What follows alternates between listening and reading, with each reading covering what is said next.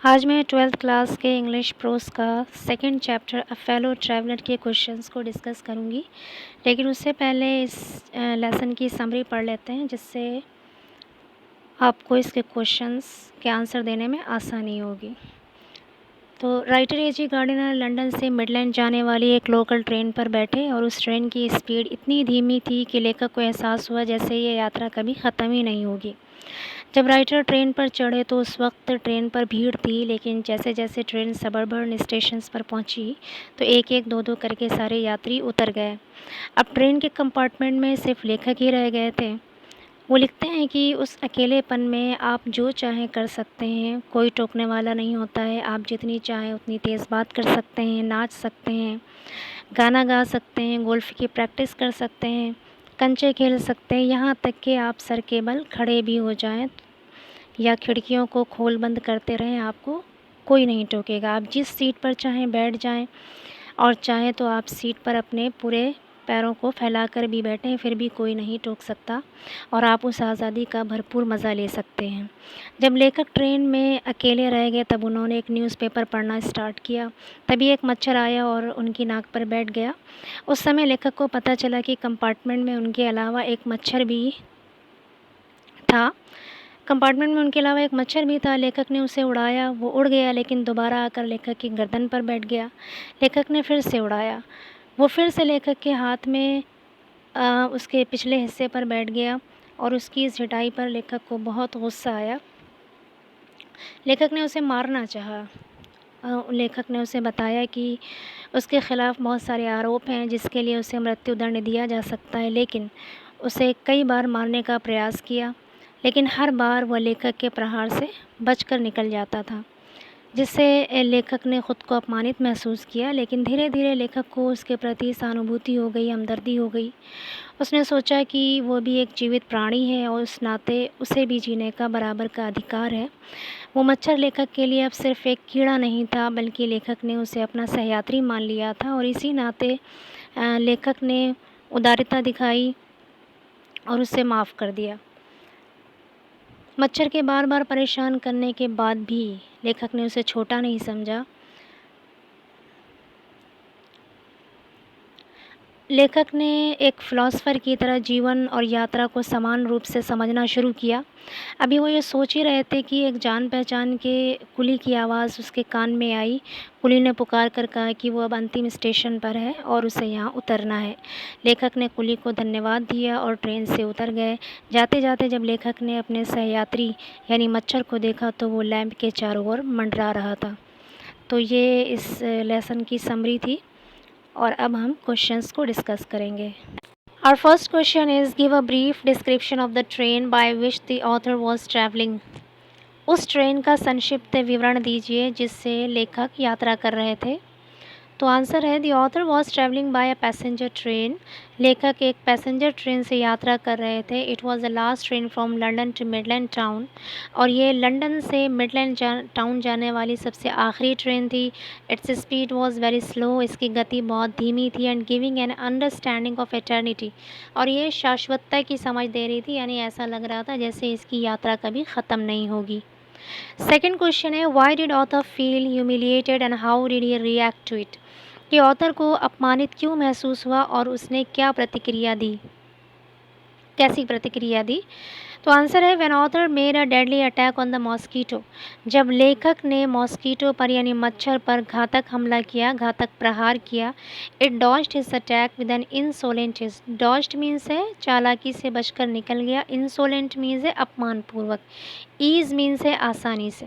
तो वो आसानी से अपमानपूर्वक उसके प्रहार से बचकर निकल गया। This action made the author feel humiliated. और इस कार्य से लेखक को अपमानित महसूस हुआ। He adopted cunning tactics to kill the mosquito. और उसने मच्छर को मारने के लिए चालाक रणनीति को अपनाया। Third question is why did justice demand the award of death sentence for the mosquito. मच्छर के लिए जस्टिस यानी न्याय ने डेथ सेंटेंस मीन्स मृत्यु की सज़ा यानी मृत्यु दंड की सज़ा की मांग क्यों की। तो आंसर है justice demanded the death sentence for the mosquito because there were many charges against it. न्याय ने मच्छर के लिए मृत्युदंड की सज़ा इसलिए मांगी क्योंकि उसके ख़िलाफ़, अगेंस्ट इट, इसके ख़िलाफ़ मैनी चार्जेस, बहुत सारे आरोप थे। The fellow traveller was a vagrant, वो जो सहयात्री था वो एक आवारा था। And it had no meat coupon, और उसके पास कोई मीट कूपन भी नहीं था। It was travelling without a ticket, और वो बिना टिकट के यात्रा कर रहा था। फोर्थ क्वेश्चन है what did the fellow traveller do when the author flicked it off. Flick it off means होता है उड़ाना। सहयात्री ने क्या किया जब लेखक ने उसे उड़ा दिया।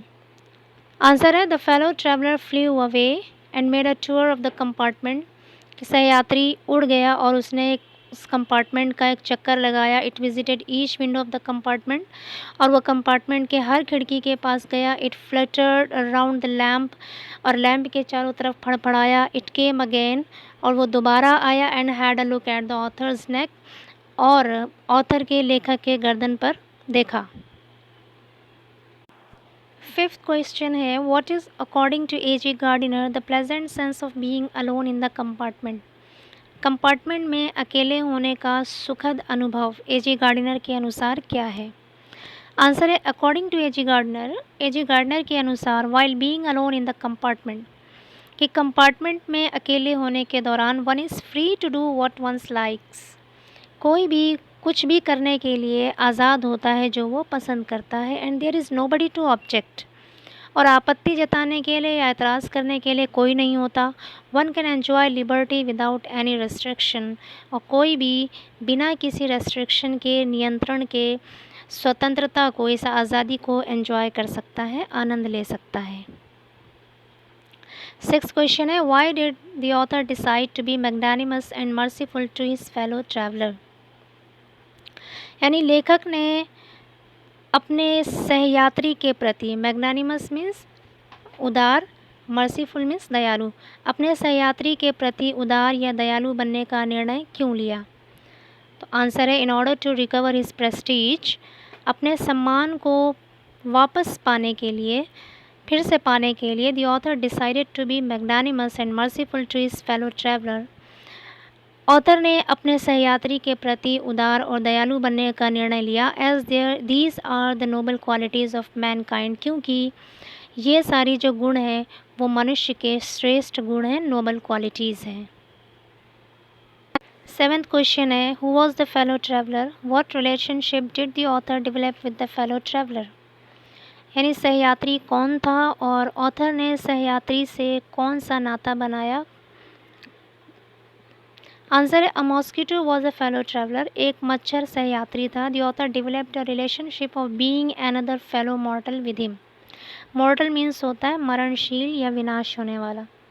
मच्छर सहयात्री था, यानी ऑथर का जो सहयात्री था ट्रेन पे वो मच्छर था, और ऑथर यानी लेखक ने उनसे एक दूसरे मरणशील साथी का रिश्ता बनाया। एट्थ क्वेश्चन है why did the writer decide to punish the fellow traveller. लेखक ने उस सहयात्री को सज़ा देने का निर्णय क्यों लिया। आंसर है हैविंग बीन वार्न्ड ट्वाइस, यानी 2 बार चेतावनी दिए जाने के बाद the fellow traveller continued to disturb him, वो सहयात्री लगातार उसे परेशान करता रहा, यानी लेखक को परेशान करता रहा। इट अनॉयड द राइटर, और इस चीज़ ने लेखक को क्रोधित कर दिया। So he decided to punish it, और इसीलिए उसने यानी लेखक ने उसे सज़ा देने का निर्णय किया। नाइन्थ क्वेश्चन है who was authors fellow traveller, when did author become aware of it. फिर से ये सवाल यहाँ पे पूछा गया है कि लेखक का सहयात्री कौन था और उसे इसके बारे में कब पता चला।